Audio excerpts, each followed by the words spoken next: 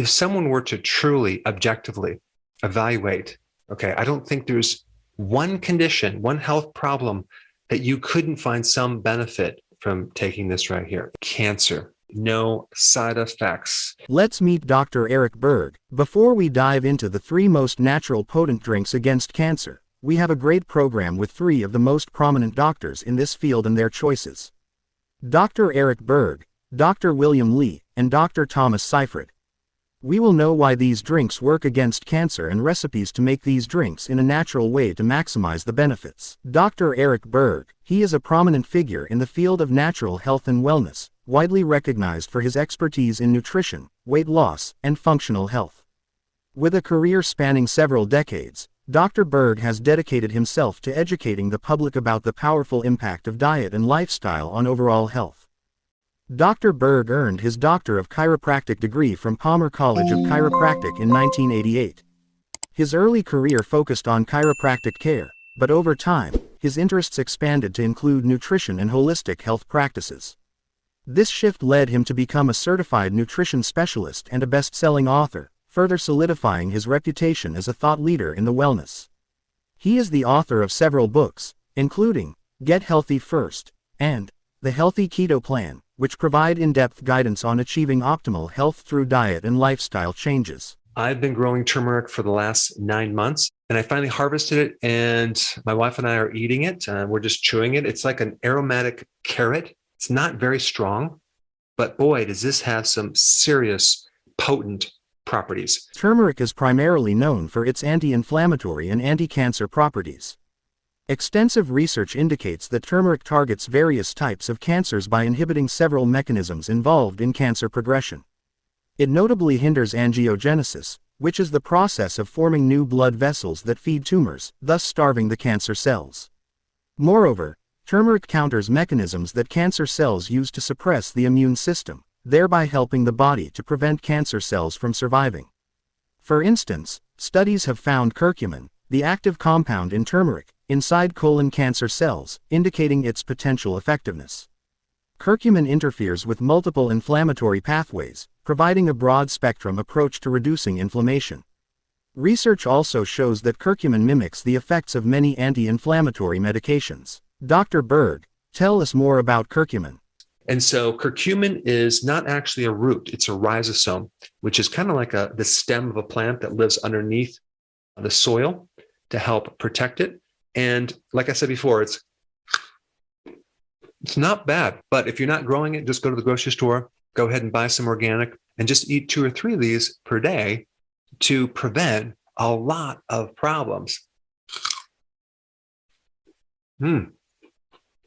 Delicious.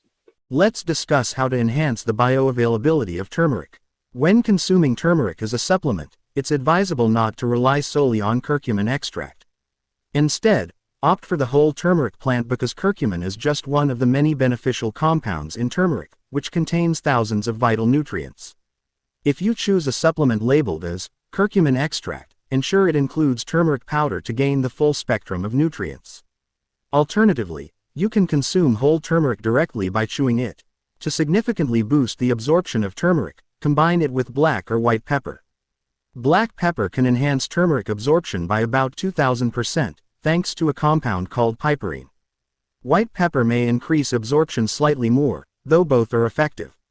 If you're taking a turmeric supplement or consuming it in another form, consider swallowing a whole black or white peppercorn to maximize the benefits. Dr. Berg, let our viewers know your experience in turmeric and its benefits. So let's just do a deep dive into what this stuff actually can do for your body. Out of all the plants, I would imagine that turmeric is right at the very top as far as the number of studies that were done on this. I'm talking about double-blinded, placebo-controlled studies on all sorts of things. The 2 big areas of research for turmeric are number 1, inflammation, and number 2, cancer. And the amazing thing about turmeric is that it has virtually no side effects. There's been no deaths, no serious side effects, maybe some slight digestive problems if you have too much. But even at high doses, there's no major serious side effects like there are with medication. So let's start with antioxidant potential. Yes, of course. Turmeric boosts the production of glutathione and enhances other antioxidant networks in your body by increasing your ability to activate these antioxidants. Certain genes in your body can turn antioxidants on or off, and turmeric has the ability to activate them, helping to combat free radical damage associated with oxidation and inflammation. Turmeric also has significant benefits for the brain and nervous system. It has been tested and shown to improve conditions such as Alzheimer's, Parkinson's, and other neurodegenerative disorders. Additionally, it decreases the formation of amyloid plaques in the brain, which are linked to Alzheimer's disease. Turmeric has potent cardiovascular benefits as well. It helps lower blood pressure, reduces lipid levels, and slows down the formation of plaque in atherosclerosis and clogged arteries. Furthermore, it protects the inner lining of your arteries, promoting overall cardiovascular health. What experience have you about turmeric's anti-inflammatory properties? It's great to take if someone had an infection. It shows great benefits to dermatitis and many other skin problems, psoriasis. It's great for the liver too, to protect the liver against fat formation, fibrosis, which someone develops after they have inflammation in the liver. Because turmeric has very potent anti-inflammatory properties, it's going to slow down fibrosis. Certain things in turmeric also increase bile salts, and that gives you a whole cascade of improving digestion, increasing the fat-soluble vitamins. Turmeric helps support the gut mucosal lining, and that's really important to prevent autoimmune diseases, allergies, and immune deficiencies. Thank you, Dr. Berg. Curcumin in turmeric directly targets DNA to protect it against free radical damage and aids in DNA repair. It also induces apoptosis, which is a process where damaged cells self-destruct, reducing the risk of cancer. Moreover, curcumin enhances the effectiveness of chemotherapy and radiation therapy, while also protecting healthy cells during these treatments. Turmeric benefits the endocrine system significantly by improving insulin sensitivity. This is particularly helpful for individuals with insulin resistance, prediabetes, or diabetes. Numerous clinical studies have supported these effects. Finally, we come to the recipe of Dr. Berg's favorite, the turmeric golden milk. Benefits. Contains curcumin. The active compound in turmeric, curcumin, has been extensively researched for its anti-cancer properties. Boosts immune function. Helps enhance the body's natural defense mechanisms. How to consume. Mix a teaspoon of turmeric powder with warm milk, dairy or plant-based, and add a pinch of black pepper, which enhances curcumin absorption. Sweeten with honey if desired. Consume once daily. Thank you so much, Dr. Berg, for your helpful presentation. You help so many people around the world. We will now listen to Professor Thomas Seyfried. Cancer cells can grow rapidly without oxygen. So where are they getting their energy? Cancer predicts increase rapidly in USA. 1 in 2 men and 1 in 3 women expect to develop cancer during their lifetime. Hi Thomas, we are very happy to have you on our program. We will discuss cancer as a metabolic disease, the origin, management, and prevention of cancer. But before we dive into this subject, I would like to present you to our viewers. You are a prominent biologist and researcher, known for your pioneering work in the field of cancer metabolism. You are a professor at Boston College in the biology department and have extensive experience in cancer research, lipid biochemistry, and neurochemistry. You have a PhD in genetics and biochemistry from the University of Illinois. You have held academic positions at Yale University and is currently a professor at Boston College.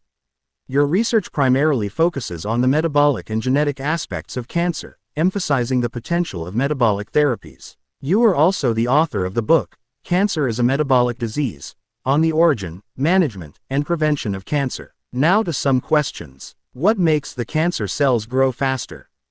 Because blood sugar is linked to cancer. The higher your blood sugar, if you have cancer, the faster the tumor will grow. We published that many, many times.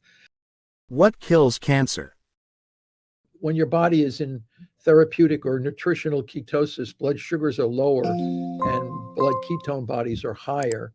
And that puts tremendous metabolic stress and pressure on the tumor cells, thus killing them. What does it mean, cancer is a metabolic disease? It means that the main problem with cancer cells is how they generate their energy for growth. That's the key. You have to realize without energy, nothing can grow. Cancer cells divide rapidly. They grow out of control. Everybody knows this is what it is. The definition of cancer is dysregulated cell growth or cell growth out of control. So you have to say, well, where's the energy coming from? Where's the energy coming for a cell to grow? And the answer you have to say is that I said you could get energy from oxygen, or you can get energy without oxygen, which is called fermentation, ancient pathway of fermentation. Cancer cells can grow rapidly without oxygen. So where are they getting their energy? And they get their energy from ancient pathways, heirloomic pathways, evolutionarily conserved heirloomic pathways. That's where they're getting their energy. So when we say cancer is a metabolic disease and not a genetic disease, we mean that the dysregulated growth is coming from disturbed energy metabolism, and that the mutations that you see that the field seems to be obsessed with are all downstream epiphenomena. So if the field is focusing on a downstream effect, the probability of making major breakthroughs in the advancement and management of the disease will not happen in fact, they won't happen. So in fact, we're not going to make any major advance in cancer until it becomes recognized as a metabolic disease. Then you're going to see huge changes real quick. How long it's going to take for the field to adjust to this is uncertain. There are so many different diet books telling you to be a vegan, carnivore, or anything else. It's very confusing for people to know what to eat and when. What recommendations can you give our viewers? You know, I don't read the diet books. I don't know what to say. All I know is that in order to kill cancer cells, you have to lower glucose and elevate ketones. I don't care what you eat. Whatever you do to lower your blood sugar and elevate your ketones, people should go out and buy the Keto Mojo Glucose Ketone Index Monitor. If they think they're eating a good diet and they want to prevent or manage cancer, then they would get their glucose ketone index down real low. I don't care what you eat. If you're a vegan, if you're a carnivore, if you're a pescatarian, whatever you want to think you call yourself, all I know is that to eat whatever you eat, you're going to eat. If you can't get your GKI down to 2.0 or below, change your diet. And then people say, oh, I work so hard to try to get my diet. I never got it down. I said, well, then stop eating completely and see if it goes down. Do water only fasting. And then they'll say, oh man, I had to stop eating for 10 days before I could get my GKI down. Okay, great. Now that you're down there, start eating things you normally would. And if you eat vegetables and it makes it go up, don't eat the vegetables. People, or I eat meat, goes up. It doesn't make any difference. Every diet is brought down to a quantitative measure of blood glucose and ketones. Thank you, Thomas, for this very helpful information. We understand that you like any drink that can lower sugar in the blood. Your choice is green tea. Afterwards, we will listen to your colleague Dr. William Lis. A study at Ohio State University shows that green tea can lower sugar in the blood. Green tea. Benefits. Rich in antioxidants. Contains catechins, particularly epigallocatechin gallate, EGCG, which have been studied for their anti-cancer properties. Anti-inflammatory. Helps reduce inflammation, which is linked to cancer development. How to consume. Drink 2 to 3 cups daily, preferably brewed fresh to maximize the antioxidant content. How bad is it? What treatment do I need to take? How long do I have? And then the final question. Hi, Dr. Lis. We are very happy to have you on our program and share your wisdom with our viewers. Before we start, I would like to present you to our audience. You are a world-renowned physician, scientist, and author known for your pioneering work in the field of angiogenesis, which involves the growth of new blood vessels. You are the president and medical director of the Angiogenesis Foundation, an organization dedicated to advancing the field of angiogenesis and its applications in treating diseases. You have made significant contributions to public health through your 2 influential books and bestsellers, Eat to Beat Disease and Eat to Beat Your Diet. Both books reflect your deep expertise in the field of angiogenesis and the science of how diet influences our health. Eat to Beat Disease, the new science of how your body can heal itself. This groundbreaking book delves into how everyday foods can enhance the body's natural defenses against disease. With practical advice and dietary recommendations, this book empowers readers to incorporate health-boosting foods into their daily lives. In your latest book, Eat to Beat Your Diet, you shifts the focus to the relationship between diet, metabolism, and longevity. This book builds on the principles from your previous work, providing a detailed guide on how to use food to burn fat, improve metabolic health, and extend lifespan. Now we have some questions from our viewers. Why did you go into food as medicine's research? Thank you. One of the reasons that I went into food as medicine research was because all of the patients that I had who I had diagnosed with cancer always had that question, hey doc, what should I be eating? Like they would ask me, how bad is it? What treatment do I need to take? How long do I have? And then the final question, what should I eat? What should I eat? Yeah. Almost every single one. And I realized I probably had a reasonable answer I could give to almost every single one of those questions, except for the nutrition one. Because I, like many doctors, had, probably a week's worth of nutrition during my entire medical education. Sure. And so I felt that was wrong. And I went back into, the lab and the clinic to try to figure out the answer. So let me just kind of synthesize some of the foods that I want people to think about. Okay. Perfect. And by the way, I want to preface this by saying I'm not giving medical advice. You really need to be able, there's no magic cure. There's no food that can cure cancer. And you have to really work with your oncologist, and everybody's body responds differently. What shows the research about food? And we know you share some thoughts about green tea with Professor Thomas Seyfried. You will also tell us about a drink that not many people know is healthy later in this program. I will tell you what the research shows that's really worth considering because it's so practical. Number one, I think that you should consider drinking green tea. Green tea has catechins, natural polyphenols, that have been shown in virtually every single research study that's ever been done. Can actually lower inflammation, boost your immunity, cut off the blood supply of feeding cancers, and actually help cancer patients also be a little bit more relaxed because it also lowers anxiety and lowers blood pressure. And green tea is just one of those beverages that I think that is a winner from almost any angle you can look at. Should we buy organic? So I used to be a big skeptic about organic. Okay. And the reason is I kind of resented the idea that I have to pay more money to get something with less bad stuff. Right. Yeah. That seemed wrong to me. Yeah. But I changed my mind about 3 years ago, just before the pandemic. I learned from a bunch of horticulturalists, people that study plants, that in fact, many of the bioactives that are anti-angiogenic, immune boosting, good for the gut microbiome, they're actually produced by the plant for the plant's own defenses, specifically as natural insecticides, natural pest control. So a great example of this is in strawberries. Strawberries are sweet and tart, right? And the tart part of a strawberry comes from something called ellagic acid. Ellagic acid is naturally made by the strawberry plant as a natural insecticide, natural pesticide. So when bugs nibble on the strawberries' leaves and stems, the strawberry plant feels that as an injury. Got to get rid of those bugs, so it makes more ellagic acid to repel those bugs and loads it up in the fruit. When you buy a organic plant, you actually get, what happens is that, so in conventionally grown with pesticides, you have fewer bugs around, right? So the plant looks nicer, fewer bugs, less injury, less bioactive. Doesn't mean there's no bioactives, but it's much less compared to the strawberry. Now I have a different point of view because I might be willing to pay a little bit more to get a little bit more good stuff. We are finally to one of your favorite drinks. Let us see one of your short videos about this amazing drink. Hey there, Dr. Will Lee, and I have got one of my favorite fruits I want you to know about. You will recognize it, most of you. This is a pomegranate. This is a pomegranate. It's actually a fruit from Asia.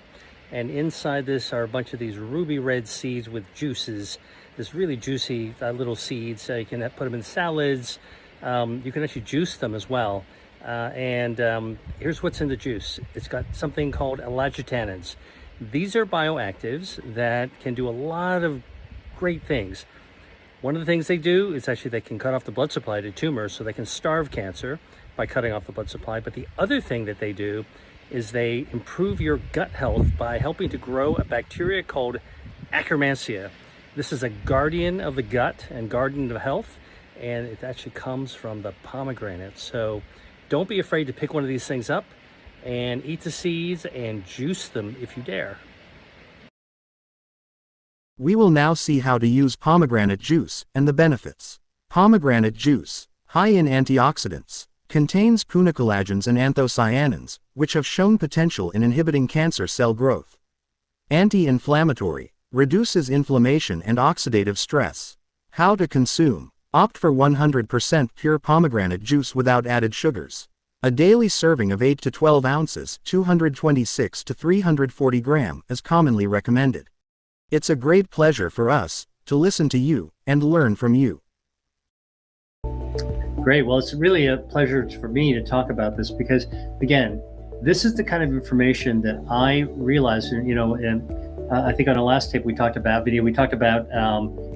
why I got into this, because my cancer patients always ask me what I should be eating, and I didn't have the answer. And so, I think it really important now to be able to try to get that information out there. Your doctor might or might not be giving it to you, okay?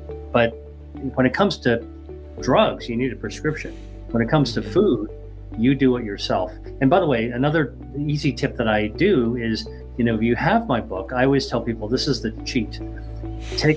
Get my book, take a Sharpie, go straight for the tables that have all the foods. Just try already done all the heavy lifting for you to make sure that they belong on there, and start circling the foods that you already love. And then take your cell phone and take a picture of that page with that you Sharpied, that you circle with the Sharpie. Next time you go to the store, you're trying to figure out what you should buy, open up your photos and take a look at what you circled, and that's kind of your shop. Thank you, Dr. Lee, for sharing your knowledge with us. See you soon again. Thank you.